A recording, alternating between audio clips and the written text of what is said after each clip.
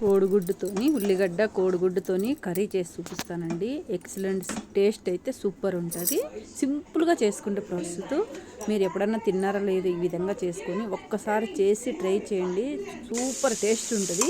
పెద్ద సైజు ఉల్లిగడ్డలు 2 తీసుకొని సన్నగా కట్ చేసి పక్కన పెట్టుకోవాలి. 2 స్పూన్లు ఆయిల్ వేసుకొని ఉల్లిగడ్డ బాగా వేగేటప్పుడు కొంచెం ఉప్పు పసుపు వేసి సిమ్లో పెట్టుకొని మంచిగా వేయించుకోవాలి. సరిపడినంత కారం వేసి మొత్తం స్టవ్ సిమ్లో పెట్టుకొని మంచిగా ఉల్లిగడ్డ అంతా బాగా వేగిన తర్వాత కోడిగుడ్డు కొట్టి ఒక్కొక్క దగ్గర ఒక్కొక్క గుడ్డు కోసి వదిలేయాలి. అదేవిధంగా 1 స్పూన్ ఆయిల్ వేసి సిమ్లో పెట్టుకొని ఒక 10 మినిట్స్ కానీ 5 మినిట్స్ కానీ మూత పెట్టి అలా ఉంచావనుకో ఇట్లా ముక్కల్లా కట్ చేయడం వస్తుంది. అసలు ఒకసారి చేశారంటే చాలా రుచి చాలా బాగుంటుందండి. ఇట్లా ఈ విధంగా మూత పెట్టేసి ఒక 10 నిమిషాలు 5 నిమిషాలు వదిలేసినామంటే ఈ విధంగా వస్తుంది.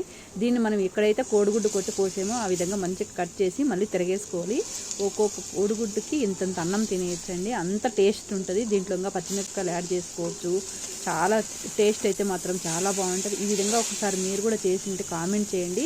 మళ్ళీ నా ఛానల్ పాత ఛానల్ డిలీట్ అయిపోయిందండి. కొంచెం ఇష్యూ వల్ల నేను చేసిన తప్పులు మీరు కూడా చేయొద్దు.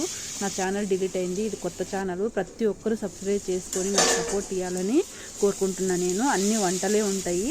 మంచిగా మీరు కూడా ఒకసారి ట్రై చేయండి. ఈ విధంగా కోడిగుడ్డు నేను ఫ్రైడే రోజు నైట్ చేశాను, కానీ ఇప్పుడు పోస్ట్ చేసుకుంటాను. మీరు కూడా ఒకసారి ట్రై చేయండి.